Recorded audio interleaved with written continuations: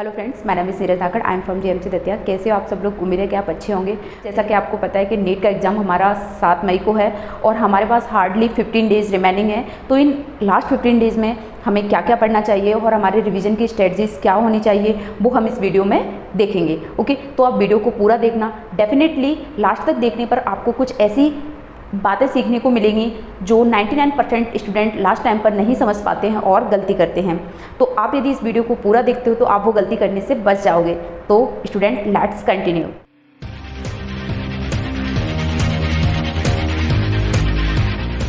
तो फ्रेंड्स देखो, हम 15 डेज़ में क्या क्या रिवीजन करेंगे। तो मैं बहुत फास्टली बताऊंगी, आपको वीडियो को पूरा देखना है। स्पीड से देखो, 2x की स्पीड में देखना, लेकिन आपको वीडियो पूरा देखना है ताकि आपको चीज़ें समझ में आए। ठीक है, तो देखो सबसे पहले हमारे पास 3 सब्जेक्ट हैं, फिजिक्स, केमिस्ट्री एंड बायो। तो फ्रेंड्स देखो, हम बायो से स्टार्टिंग करते हैं। सबसे पहले हमारे पास इसमें बुक आती है एनसीईआरटी। फ्रेंड्स हमें अब लास्ट मिनट पे कुछ भी नहीं पढ़ना है, हमें टोटली एनसीईआरटी अपनी रिवाइज करनी है। एक्स्ट्रा क्वेश्चंस के पीछे नहीं भागना है। पहली बात तो ये है। ठीक है, अब देखो सबसे पहले बात आती है यार एनसीईआरटी। हम इसको इन लास्ट 15 डेज में 8 to 10 बार कैसे रिवाइज कर सकते हैं। ठीक है, तो फ्रेंड्स अब यदि आप एनसीईआरटी को थोरली पढ़ने बैठोगे तो आप रिवीजन नहीं कर पाओगे। आप क्या, कोई भी रिवीजन नहीं कर पाएगा। तो हमें एनसीईआरटी अब रिवाइज कैसे करनी है। फ्रेंड्स देखो, जब आप पढ़ने बैठते हो, मान लो हम आज से अपना रिवीजन स्टार्ट करते हैं, तो सबसे पहले सोचो कि भाई हमारी इसके अंदर यूनिट कितनी है। फिर हमें क्या करना है, एक 1 by 1 अपनी यूनिट उठानी है और हमें सोचना है। जैसे मैं अभी पढ़ने बैठती हूँ तो मैं क्या करूँगी, मैं डायरेक्टली बुक नहीं ओपन करूँगी, मेरी बुक बंद रखना है अपन को। और फिर हमको सोचना है कि यार हम फर्स्ट यूनिट रिवाइज करने वाले हैं। फर्स्ट यूनिट में हमारा यूनिट का नाम क्या है, उसके अंदर हम क्या क्या चैप्टर पढ़ते हैं।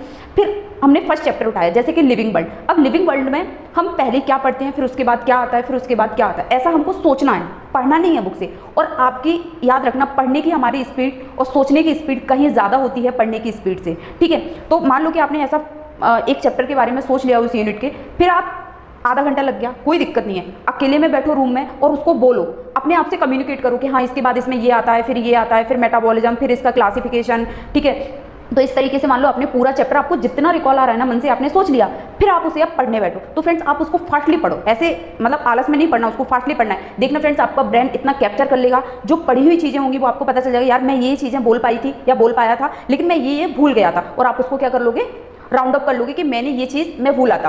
क्या होता है फ्रेंड्स, हम डायरेक्टली थॉरली पढ़ने बैठते हैं तो हमें ये नहीं पता चल पाता स्टूडेंट के हमें कौन सी चीज़ याद है और हम कौन सी चीज़ भूल गए हैं। और इसी चक्कर में हम क्या, बस उसको एक तरफ से पढ़ते जाते हैं और जो भूला हुआ है वो भूला ही रहता है, जो याद है उसे हम बार बार याद करते रहते हैं। तो आपको ये मिस्टेक नहीं करनी है। आपको बायो में क्या, सारे सब्जेक्ट में यही रिवीजन स्ट्रेटजी फॉलो करनी है। ये बात याद रखना, क्योंकि ये रिवीजन स्ट्रेटजी फ्रेंड्स मैंने खुद अपने लिए अप्लाई की थी और ये मेरे फादर ने बताई थी मुझे।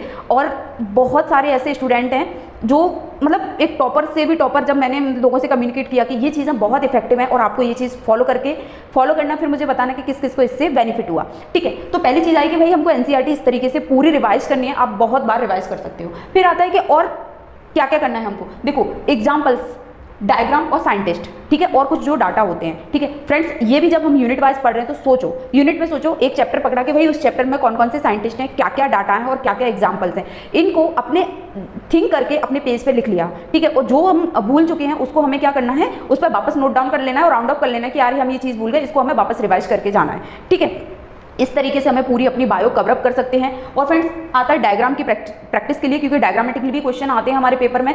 तो आप देखना मार्केट में जाकर के बहुत सारी ऐसी चीज़ें मिल जाएंगी जिन पे मतलब वो लेबलिंग को हटा देते हैं और आपको सीधा डायग्राम्स का पूरी एनसीईआरटी का प्रिंट आउट मिल जाएगा। ठीक है, यदि आपको चाहिए तो आप मुझे कमेंट करके बताना, मेरे पास यदि PDF पड़ा होगा तो मैं आपको टेलीग्राम चैनल पर भेज दूंगी। ठीक है, और टेलीग्राम चैनल की लिंक मैंने डिस्क्रिप्शन में दे रखी है। ओके, अब फ्रेंड्स हम आते हैं अपने सब्जेक्ट कौन सा, केमिस्ट्री। ठीक है, तो फ्रेंड्स देखो इसके अंदर जो है ऑर्गेनिक, इनऑर्गेनिक और फिजिकल। ठीक है, तो सबसे पहले हम फ्रेंड्स ऑर्गेनिक की बात करें कि ऑर्गेनिक हमको कैसे करना है। देखो मुझे नहीं पता आप लोगों ने अब तक कैसे पढ़ा, लेकिन ऑर्गेनिक का एक सिंपल फंडा है। ऑर्गेनिक यदि आपने डिवाइड करके पढ़ी है तो बहुत सिंपल है, लेकिन आप यदि सोचते हो कि एक तरफ से ऑर्गेनिक को हम पढ़ते जाते हैं और हो जाएगा हमारा कंप्लीट, तो ऐसा नहीं होगा। ठीक है, तो सबसे पहले इसमें ध्यान रखोगे, देखो लास्ट के जो चैप्टर है मैं उनके लिए बता रही हूँ, पॉलीमर, एवरीडे इन लाइफ, ठीक है, बायोमोलिक्यूल। ये जो हमारे 3 चैप्टर हैं फ्रेंड्स, ये आपके जो है टिप्स पे होने चाहिए, क्योंकि इनसे क्वेश्चन गलत नहीं होना चाहिए, ये आपका बहुत अच्छे से होना चाहिए। ठीक है फ्रेंड्स, इनके जो चार्ट हैं वो मैंने टेलीग्राम पे अपलोड कर दिए हैं, बिल्कुल शॉर्ट वाले। ठीक है, तो आप वहाँ से इनको डाउनलोड कर लेना। और इनकी फास्टली मैंने वीडियो, पूरा रिवीजन वीडियो मैंने अपलोड कर दी है और उनकी भी लिंक मैंने डिस्क्रिप्शन में दे रखी है। आप वहाँ से सुन करके अपनी चीज़ों को रिवाइज कर सकते हो।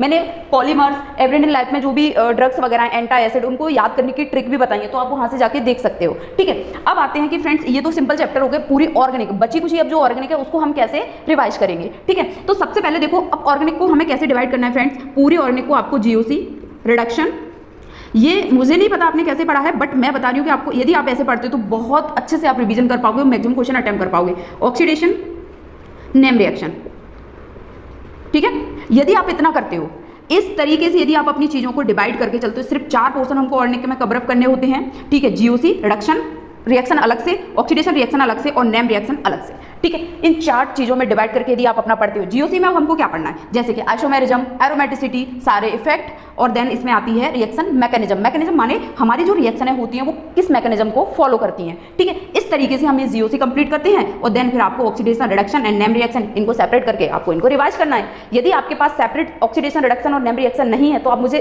कमेंट करके बताना, मैं उनको टेलीग्राम चैनल पर अपलोड कर दूंगी या फिर इनकी अलग से इनकी सेपरेट वीडियो बना के मैं अपलोड कर दूंगी। लेकिन यदि आपको ये चीज़ नहीं है तो आप मुझे कमेंट कर देना, ठीक है। तो इस तरीके से फ्रेंड्स हम अपनी ऑर्गेनिक को अच्छे से रिवाइज कर सकते हैं। आपको इस तरीके से चीज़ों को करना है। अब बात आती है फ्रेंड्स ऑर्गेनिक के क्वेश्चन की। देखो अभी लास्ट टाइम पे कोई भी आप ज़्यादा आप सोचो कि भाई बहुत सारी प्रैक्टिस कर सकते हो, है ना, तो ऐसा नहीं है। आपको बिल्कुल एनसीईआरटी ओरिएंटेड रहना है, एग्जाम ओरिएंटेड रहना है चीज़ों पे, क्योंकि पेपर पूरा एनसीईआरटी से आना है। तो आपको क्या करना है, जो इंटेक्स क्वेश्चन होते हैं ना एनसीईआरटी के, जो सॉल्व क्वेश्चन होते हैं फ्रेंड्स, आप अभी इस टाइम पर उनको सॉल्व करो और पीवाईक्यू लगाओ। बस एक बार इंपोर्टेंट 5 ईयर के, लास्ट 5 ईयर के जो है पीवाईक्यू लगाओ और इंटेक्स क्वेश्चन सॉल्व करो। यदि आपके पास वो इंटेक्स क्वेश्चन यदि आपको समझ में नहीं आता है कोई क्वेश्चन है तो आप मुझे कमेंट करके बताना, मैं उसका सॉल्यूशन आपको समझा के अपलोड कर दूंगी, ठीक है। लेकिन आपको सिर्फ ऑर्गेनिक में इतना करके जाना है। यदि आप इतना अच्छे से करके जाते हो तो आपके क्वेश्चन बनने से कोई नहीं रोक पाएगा, ठीक है। फिर बात आती है इनॉनिक की। अब देखो इनॉनिक में हमको क्या पढ़ना है, सबसे पहले पीटी। 3 चैप्टर यदि आप इनॉनिक में करते हो तो आपका मैक्सिमम कवरेज होता है, पीटी, केमिकल बॉन्डिंग और कोऑर्डिनेशन, ठीक है। अब देखो कोऑर्डिनेशन, तो इन 3 चैप्टर तो आपको पूरा करना है, इनमें कोई भी कोताही नहीं बरतनी है कि भाई हम इनको छोड़ देंगे। यदि आपने छोड़ दी तो आपने समझ लो पूरी इनॉनिक छोड़ दी, ठीक है। बाकी उसके बाद में क्या बचता है हमारा, पी ब्लॉक वगैरह, ठीक है, सारे ब्लॉक बचते हैं, मेटलर्जी बचती है और ये सारे चैप्टर बचते हैं। तो फ्रेंड्स इसमें से भी हम क्या, देखो जब हम पीटी पढ़ते हैं ना और अपना केमिकल बॉन्डिंग पढ़ते हैं तो मैक्सिमम पोर्सन उनका इसमें कवर हो जाता है। बाकी जो कुछ रिएक्शंस वगैरह बचती हैं तो फ्रेंड्स मैंने ना अपने चैनल पे जो है सारी रिएक्शंस, हर ब्लॉक वाइज रिएक्शंस मैंने सेपरेट करके अपलोड कर दी हैं, ठीक है। तो आप उनकी वीडियो सुन सकते हो, लिंक मैंने डिस्क्रिप्शन में दे रखा है। वो वीडियो बहुत स्पीड में मैंने मतलब थोड़ा स्पीड बढ़ा के अपलोड किए फ्रेंड्स, क्योंकि लंबी थी, ठीक है, मुझे अपलोड करने में प्रॉब्लम हो रही थी, इसीलिए। तो आप वहां से लेकिन आप फास्टली सुन सकते हो और आप रिएक्शन आपकी मैक्सिमम रिवाइज हो जाएंगी, ठीक है। तो इस तरीके से आप इनॉनिक को अपनी को अच्छे से रिवाइज कर सकते हो। अब बात आती है इसमें क्वेश्चंस की। तो फ्रेंड्स जैसा कि मैंने आपको ऑर्गेनिक में बताया, सिर्फ आपको इसके इंटेक्स सॉल्व करने हैं और इसमें पीछे के क्वेश्चंस जरूर देखने हैं। क्यों? क्योंकि यदि एनसीईआरटी से आता है तो हमारा क्वेश्चन बाहर नहीं जाएगा, ठीक है। फिर हम देखते हैं फिजिकल के अंदर। अब फिजिकल में और फिजिक्स, फ्रेंड्स इन दोनों की स्ट्रेटजी सेम है। अभी लास्ट टाइम पे आपको क्या करना है, देखो आपने पूरी साल यदि पढ़ा है तो है ये स्ट्रेटजी, लेकिन इसका मतलब ये नहीं है यदि आपने पढ़ा नहीं है पूरी साल तो स्ट्रेटजी आपकी किसी काम की नहीं है, ये बात आप याद रखना, ठीक है।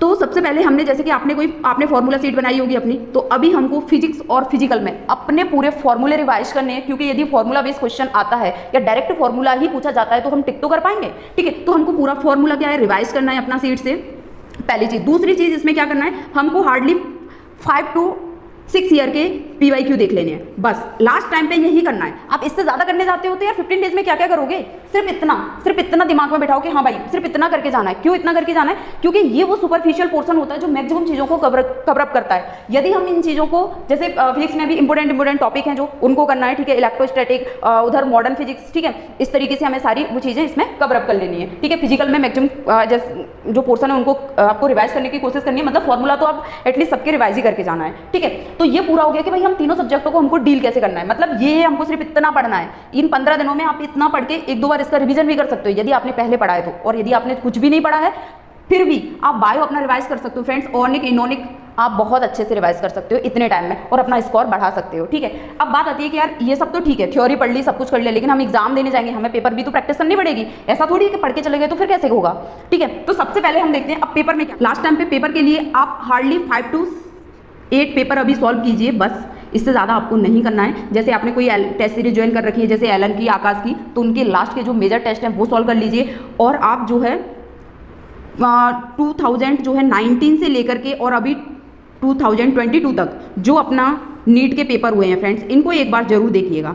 नीट के पेपरों को जरूर देखना है आपको, ठीक है। इनके ये पीवाईक्यू देखना है और किसी भी कोचिंग के आप हार्डली ज़्यादा नहीं तो 3 या 4 पेपर जो होते हैं, ठीक है, 3 to 4 पेपर को आप अभी क्या है एनालिसिस कर लीजिए, मतलब उनको अटेम्प्ट कर लीजिए। इनको सॉल्व करने की जरूरत नहीं है, लेकिन हाँ इनको यार सॉल्व करना है। इनको यदि देख के कोई क्वेश्चन नहीं बन रहा है तो उसको आपको क्या करना है, उसको देखना है कि इसका सॉल्यूशन कहाँ पर है, क्या है इसका कॉन्सेप्ट, ठीक है। इस तरीके से आप इतना प्रैक्टिस करना है।